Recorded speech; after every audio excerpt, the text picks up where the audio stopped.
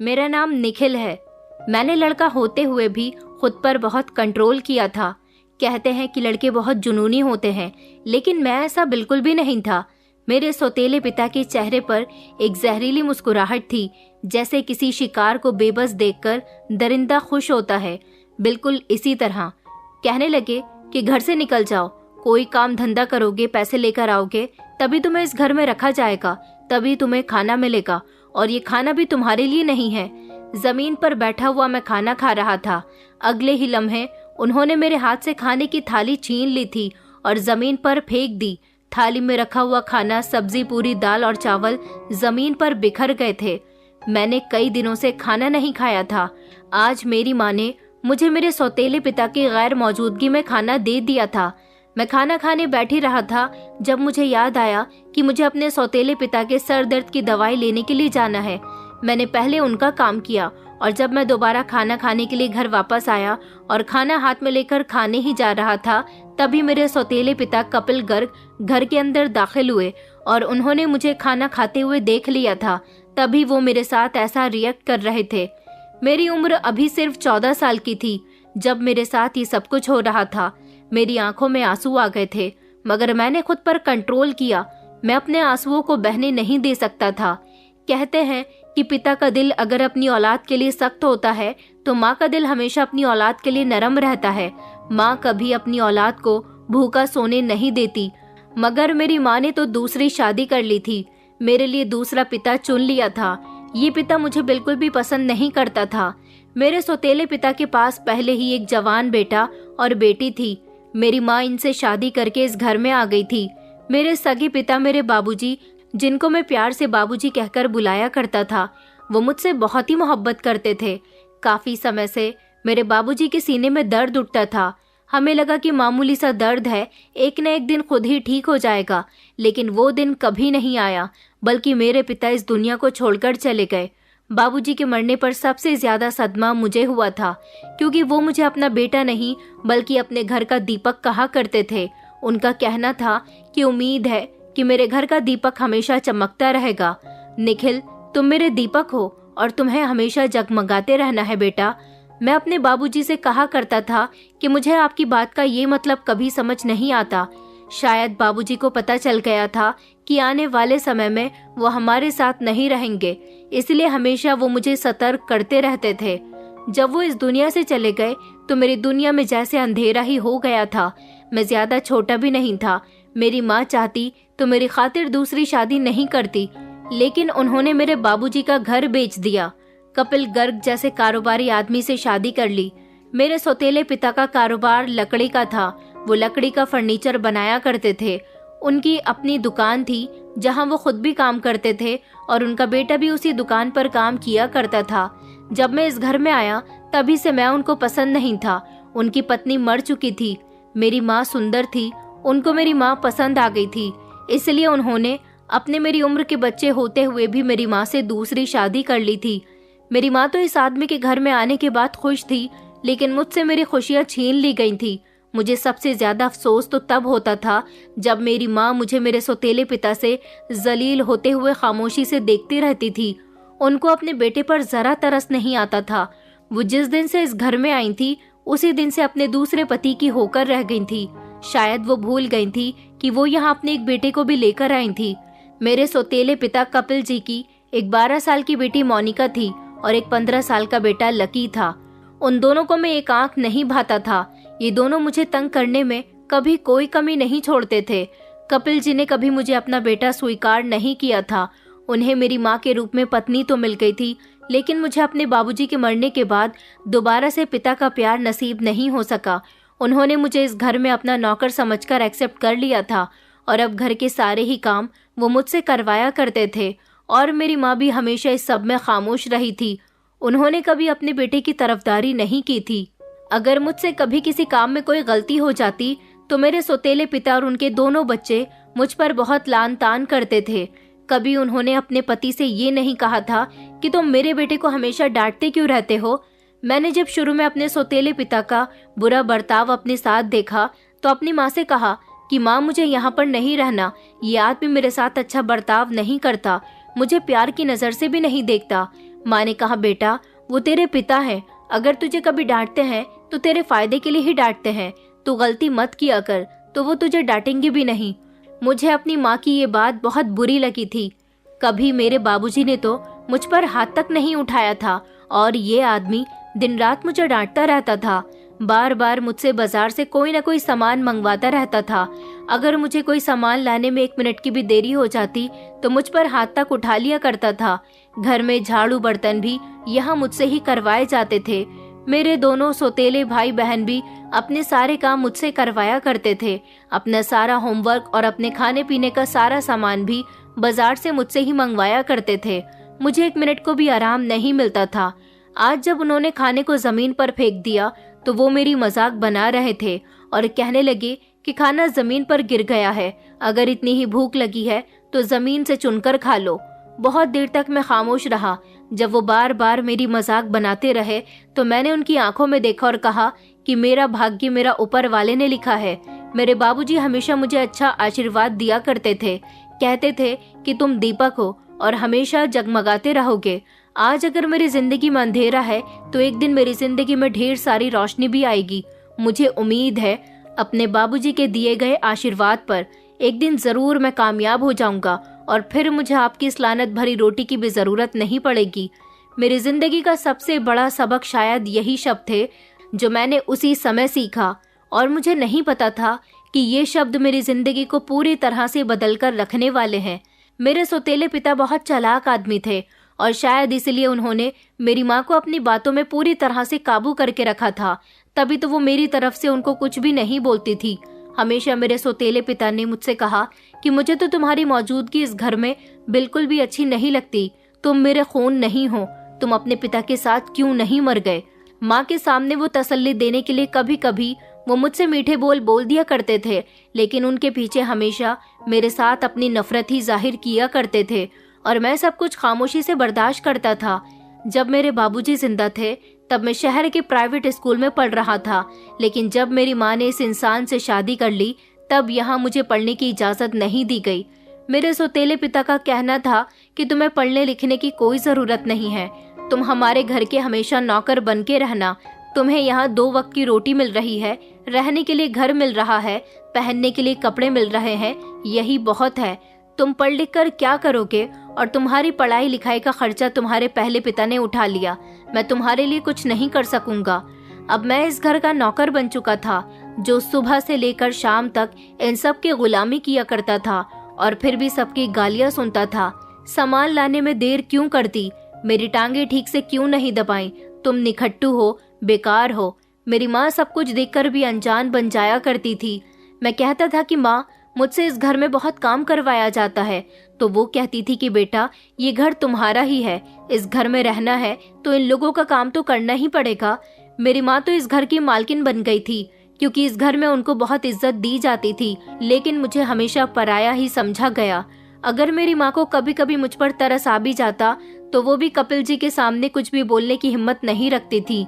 लेकिन आज जब उन्होंने मेरा खाना जमीन पर फेंक दिया तो मुझे एहसास हुआ कि मैं कब तक ये सब कुछ बर्दाश्त करता रहूंगा।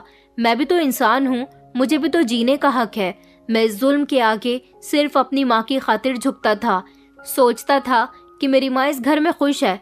मैं जब भी अपने सौतेले पिता से या उनके बच्चों से कुछ कहने के लिए जाता तो वो मुझे डांट दिया करती थी, मुझसे नाराज हो जाती थी और कहती थी कि अगर तुम्हें अपनी माँ को सुकून से इस घर में देखना है तो इन लोगों की बातों को बर्दाश्त करना होगा और गलती हर बार तुम्हारी ही होती है। तुम्हें मेरे पति का एहसान मानना चाहिए कि उसने तुम्हें इस घर में जगह दी, वरना आजकल कोई गैरों के लिए कुछ नहीं करता। माँ एक दिन गुस्सा करती हुई मेरे पास आई और कहने लगी, लकी कह रहा है कि तुमने उसका होमवर्क ठीक से नहीं किया, जल्दबाजी में तुमने उसका असाइनमेंट खराब कर दिया। बेटा तुम्हें समझ क्यों नहीं आती, इस घर में रहना होगा तो इन लोगों की बात माननी होगी, उनके काम करने होंगे, वरना ये लोग तुम्हें इस घर से निकाल देंगे और शायद तुम्हारे साथ साथ मुझे भी निकाल दें।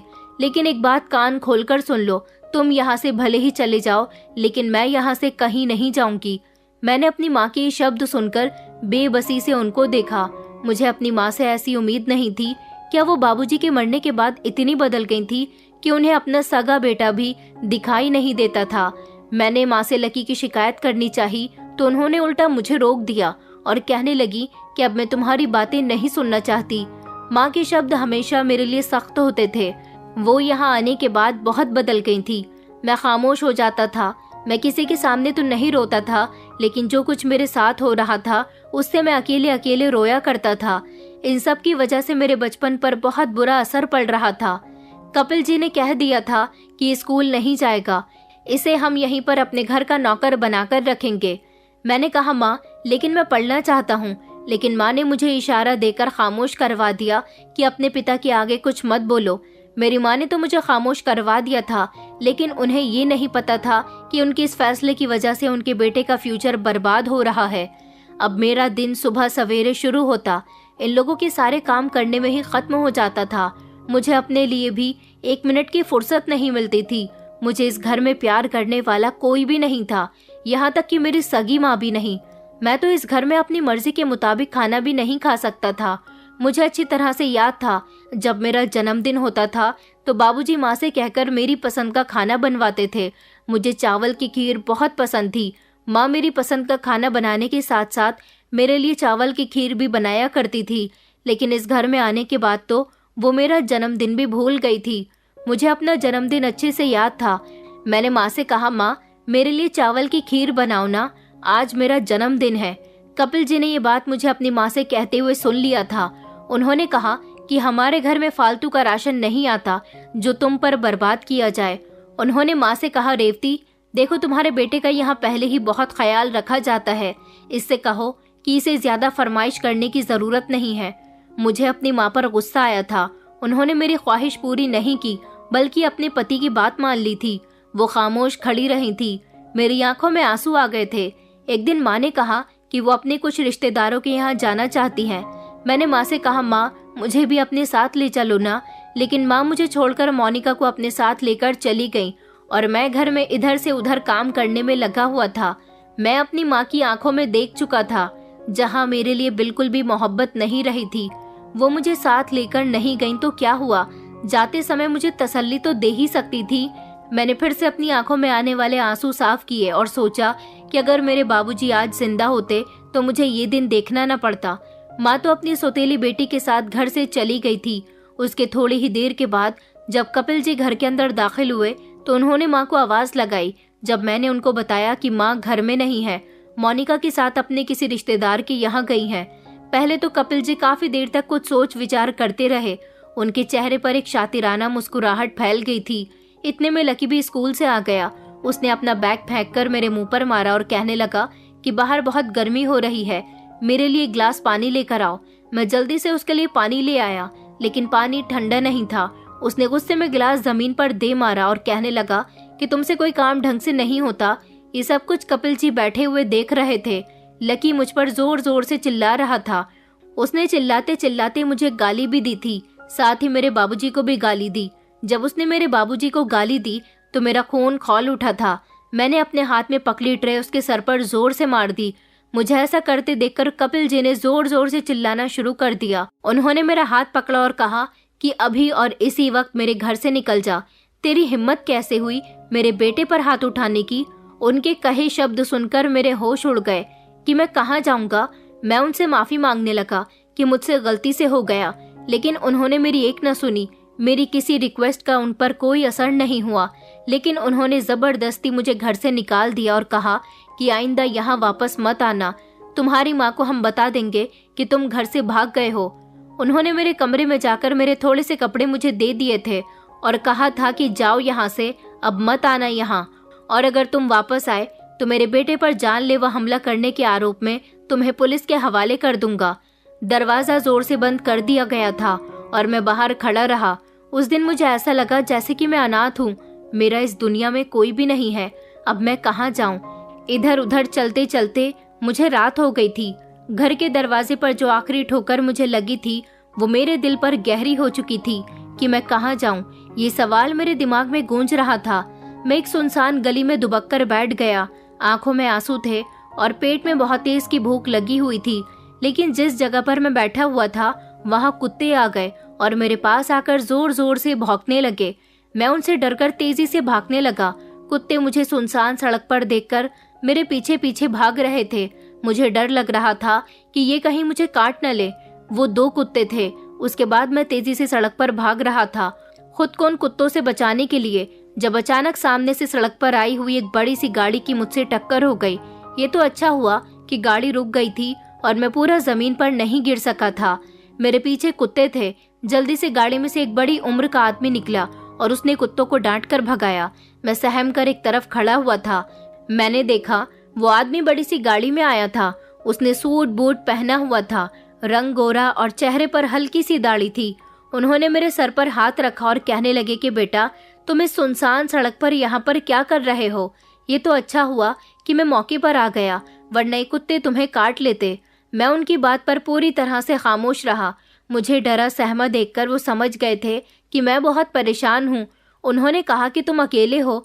मैंने कहा जी, मेरे साथ कोई नहीं है। मेरी हालत देखकर उन्होंने मुझे अपनी गाड़ी में बैठने को कहा और फिर वो मुझे अपनी गाड़ी में बिठाकर बड़े से घर में लेकर आ गए थे। ये घर उनका था। उन्होंने कहा कि आओ बेटा, ये मेरा घर है, मेरे घर में तुम्हारा स्वागत है। मैं गाड़ी से उतर गया था। उन्होंने कहा कि चलो घर के अंदर। मैं नहीं जानता था कि ये फैसला सही है या गलत। मैं उनके साथ उनके घर के अंदर आ गया। अंकल जी का घर बहुत बड़ा था। ये घर मेरे लिए किसी स्वर्ग से कम नहीं था। उन्होंने कहा बेटा, तुम यहाँ महफूज हो, मैं तुम्हारे पिता जैसा हूँ।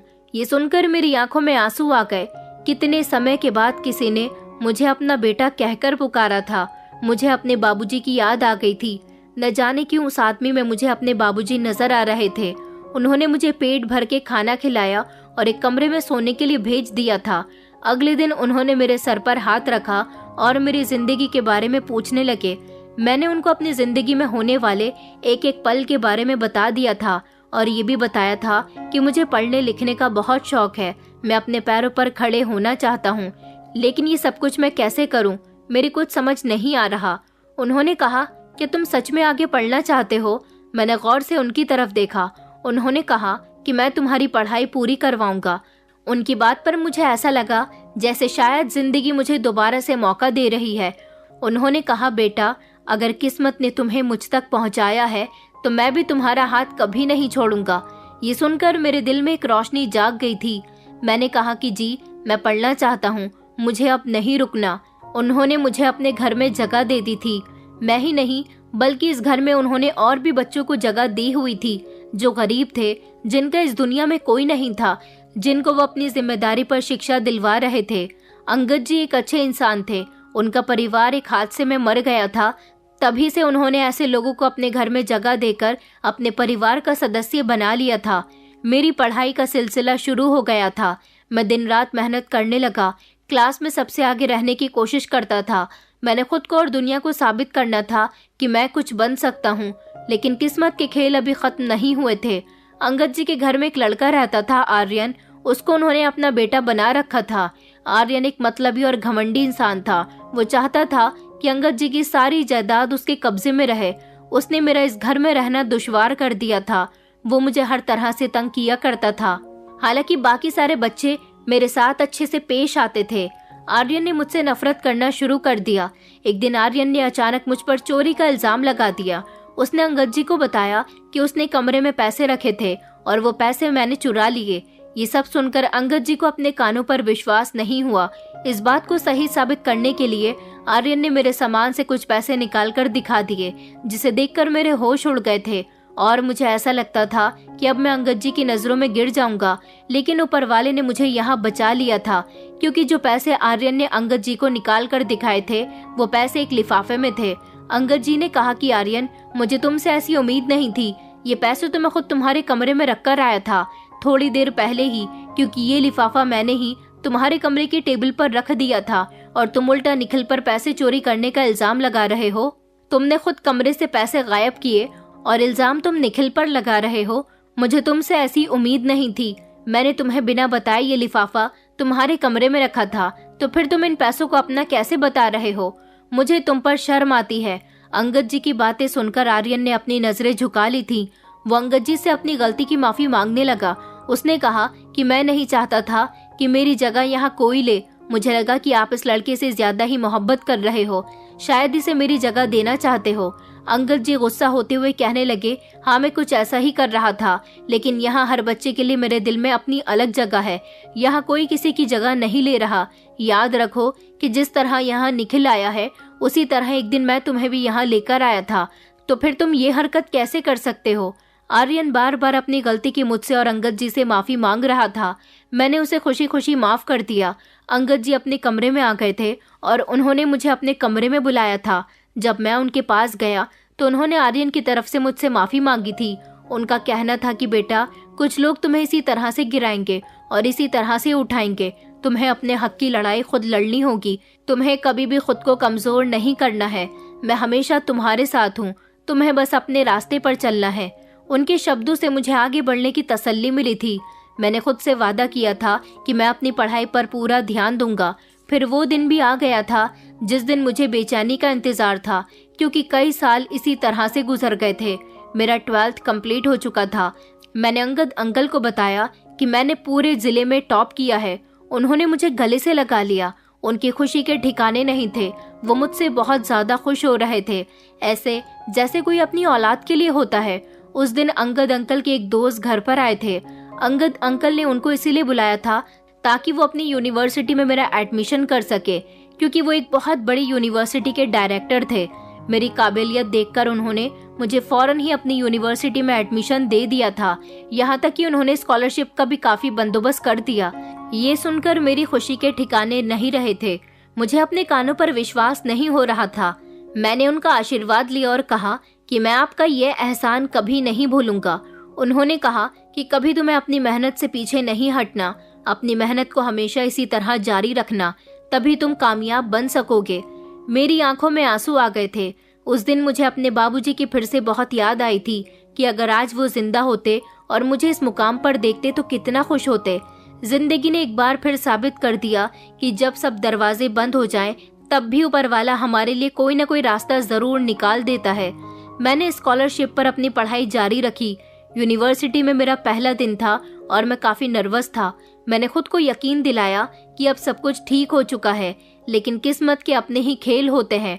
हमारे होनहार कॉलेज टॉपर यहाँ कैसे? ये आवाज आई। मेरा दिल 1 मिनट के लिए थम गया था। मैंने पीछे पलटकर देखा तो सामने लकी खड़ा हुआ था, जो इतने सालों बाद भी मुझे पहचान गया था। ये वही था जो मुझे कभी मेरी औकात याद दिलाता था, जो अपने पिता के कहने पर मुझसे नफरत करता था। उसने कहा कि यहाँ पर क्या कर रहे हो तुम? मुझे तो लगा कि उस दिन घर से निकलने के बाद तुम मर गए होगे, मगर तुम तो अभी तक जिंदा हो, और इतनी बड़ी यूनिवर्सिटी में तुम कैसे? मैंने खुद पर कंट्रोल किया और कहा कि मैंने अपनी कामयाबी के बलबूते पर यहाँ पर एडमिशन लिया है, तुम्हारी तरह सिफारिश लगाकर नहीं, क्योंकि मैं जानता था कि वो शुरू से ही पढ़ाई में अच्छा नहीं रहा था और अभी भी अच्छा नहीं होगा। उसके चेहरे का रंग उड़ गया। ओहो, जबान भी चल रही है। लेकिन याद रखना, जितनी ऊंचाई पर जाओगे गिरना भी उतना ही दर्दनाक होगा। मैंने उसकी आंखों में देखा जो जलन से भरी हुई थी। मैं बोला नहीं था क्योंकि ये जलन सिर्फ मेरा हौसला तोड़ने के लिए थी। मैं खामोश रहा क्योंकि मेरा जवाब मेरी कामयाबी थी। मेरे रिजल्ट के बारे में यूनिवर्सिटी के कुछ लोग जानते थे, इसलिए वो मेरी इज्जत करने लगे। लकी ने मुझे यहाँ भी नहीं छोड़ा था। वो हर मौके पर मेरा मजाक उड़ाने के लिए तैयार रहता था। मेरे कपड़ों पर, मेरे रहन सहन पर कमेंट पास करता था, लेकिन मैंने उसे हमेशा इग्नोर किया और सिर्फ पढ़ाई पर ध्यान दिया। उस रात मैं अंगद अंकल के पास बैठा हुआ था, जिन्होंने मेरे सर पर हाथ रखा और कहने लगे कि बेटा, कुछ लोग तुम्हें फिर से जमीन पर गिराने की कोशिश करेंगे, लेकिन तुम हिम्मत मत हारना। उस दिन मैंने खुद से वादा किया कि मैं लकी की बातों को कभी भी अपने रास्ते की रुकावट में नहीं आने दूंगा। यूनिवर्सिटी में मैंने अपनी मेहनत जारी रखी, लेकिन जिंदगी हमेशा हमें वो नहीं देती जिसकी उम्मीद रखते हैं। कभी कभी वो कुछ ऐसा सामने ले आती है जो हमें आजमाइश में डाल देता है। मैं लाइब्रेरी में बैठा हुआ था जब किसी ने मेरे सामने किताब रखी। उसने कहा, ये शायद तुम्हारे काम आ सके।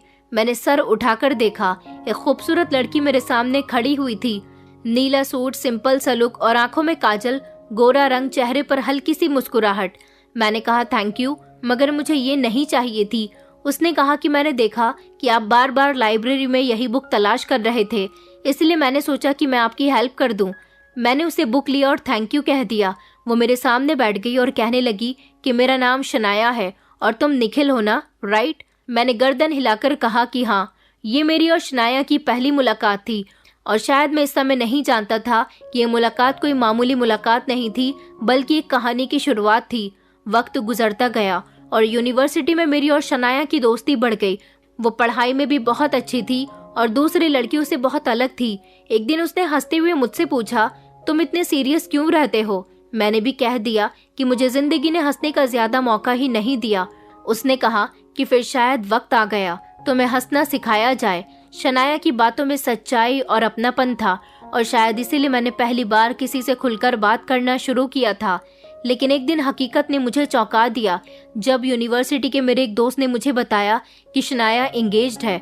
मेरे हाथ में जो बुक्स थी ये खबर सुनकर जमीन पर गिर गई और फिर मुझे ये भी पता चला कि उसका मंगेतर इसी यूनिवर्सिटी में पढ़ता है और बहुत अमीर परिवार का रहने वाला है।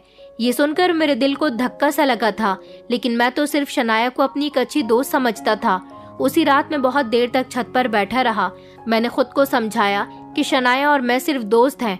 मेरी जिंदगी में पहले ही इतनी मुश्किलें हैं, मैं इन चीजों में नहीं पड़ सकता। लेकिन दिल को समझाना इतना आसान नहीं होता। मैंने खुद से एक वादा किया कि चाहे कुछ भी हो जाए, मैं अपनी इज्जत, अपनी मोहब्बत और अपने सपनों को किसी के लिए नहीं छोड़ूंगा। यूनिवर्सिटी की जिंदगी तेज रफ्तार के साथ बढ़ती जा रही थी, मगर मैं जानता था कि ये सुकून ज्यादा देर कायम नहीं रहने वाला। शनाया के मंगेतर की मौजूदगी ने मेरे लिए खतरे की घंटी बजा दी थी। वो एक अमीर पिता का बिगड़ा हुआ बेटा था, खूबसूरत था, घमंडी था। उसके लिए इस दुनिया में सब कुछ दौलत ही थी और जिस चीज को वो चाहता था उसे किसी भी कीमत पर हासिल करके ही मानता था।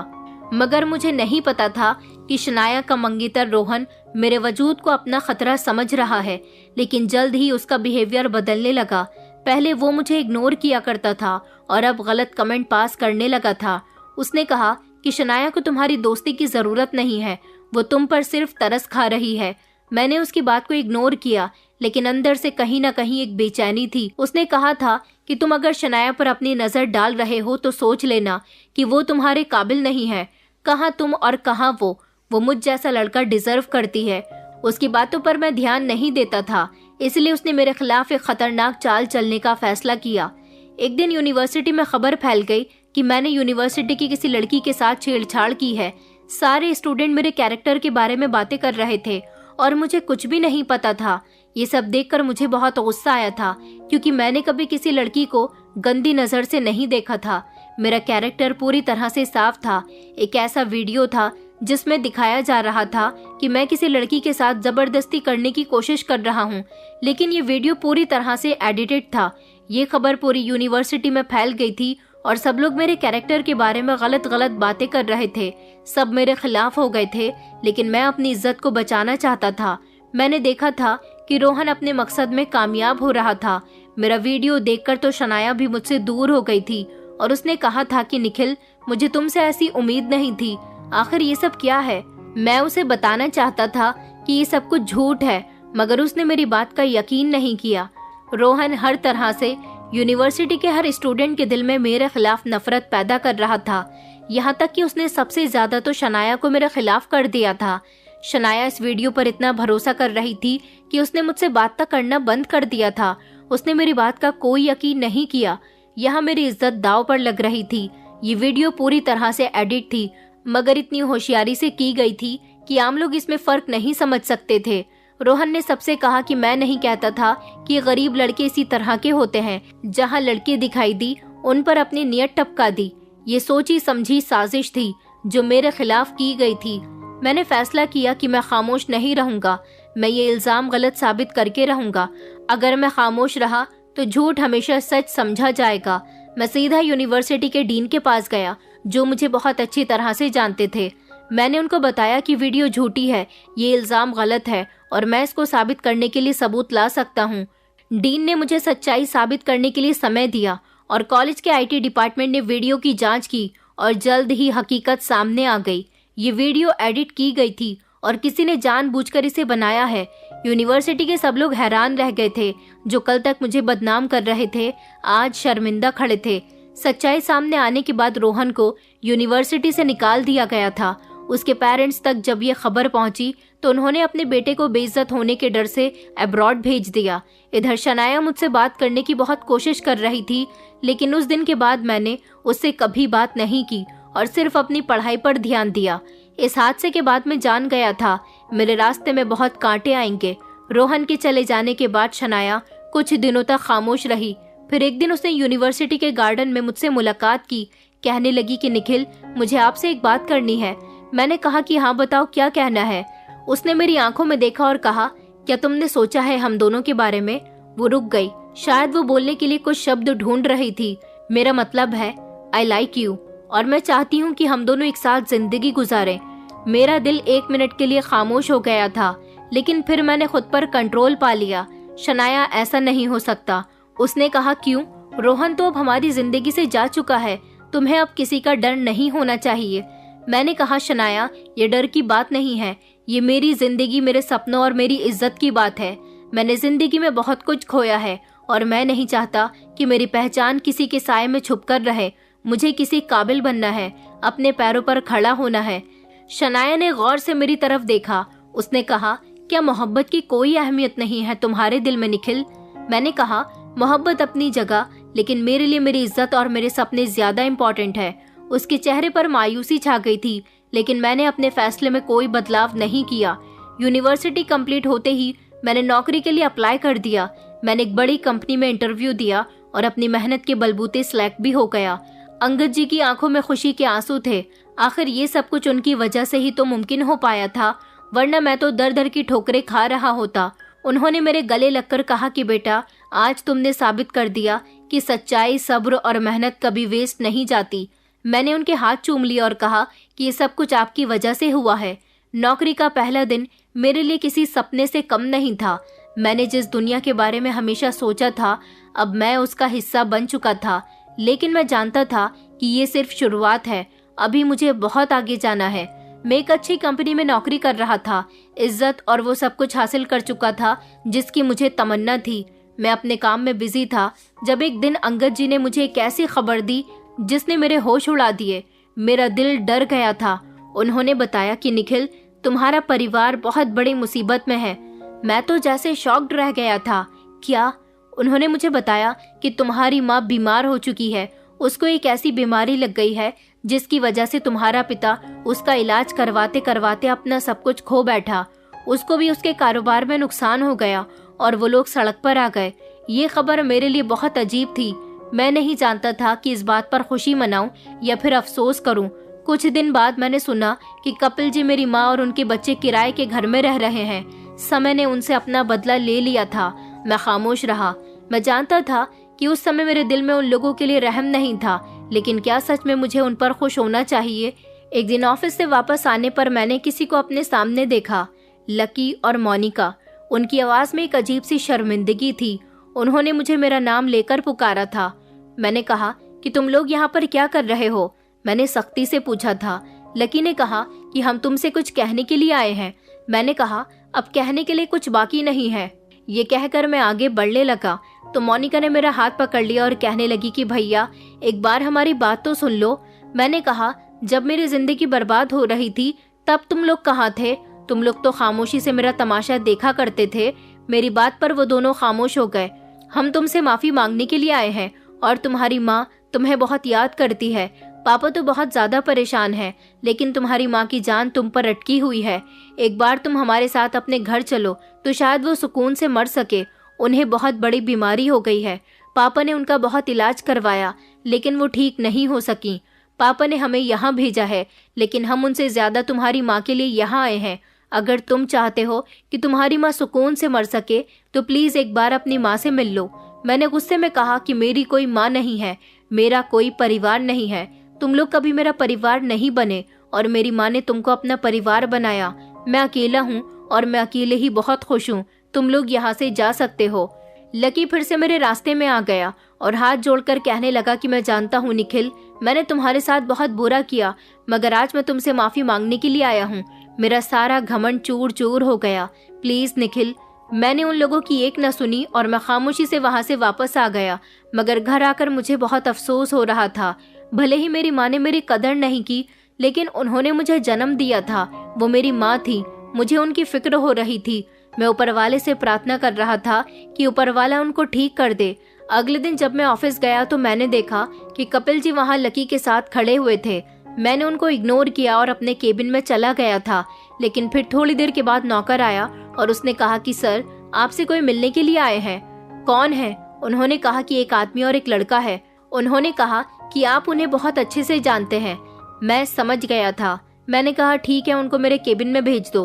वो दोनों चलते हुए मेरे केबिन में आए। आज मेरे सौतेले पिता के चेहरे पर वो घमंड नहीं था जो हमेशा हुआ करता था।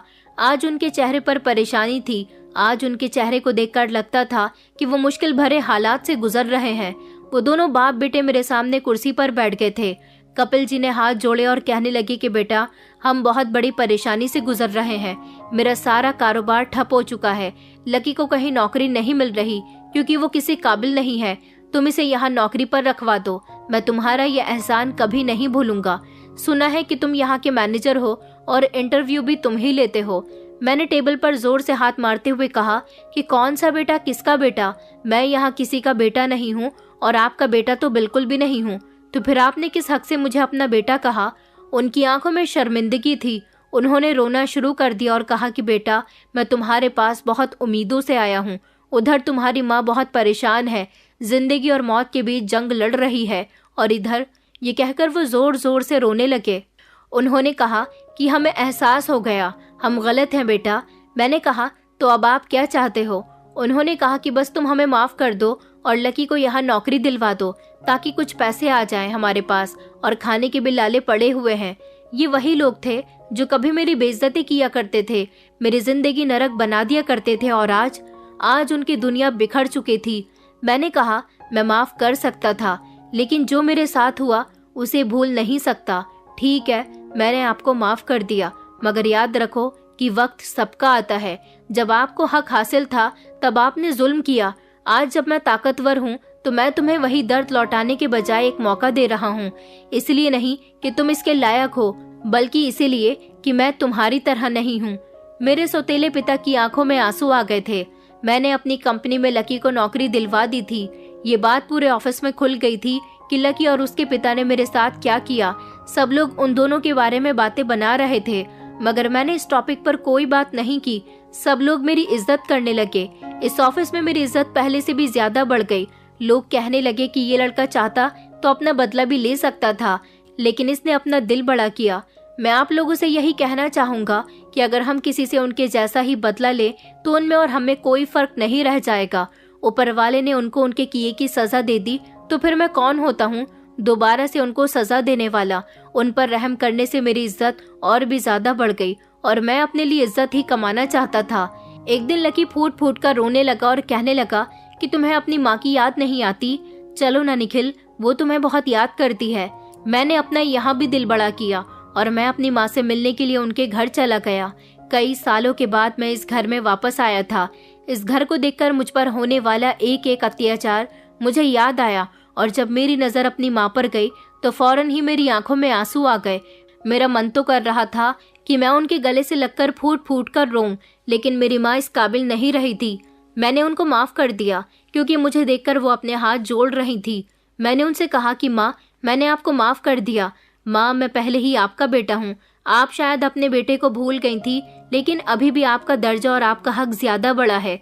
मैंने इतना कहा कि मेरी माँ ने अपनी आंखें बंद कर ली और फिर वो सुकून की मौत मर सकी। मुझे अपनी माँ की मौत पर अफसोस हुआ था, लेकिन इतना नहीं हुआ था जितना अफसोस मुझे जब हुआ करता था जब मैं इस घर में रहता था और अपनी माँ को बदलते हुए देखता था। मेरी माँ का अंतिम संस्कार हो गया, सब कुछ ठीक से हो गया।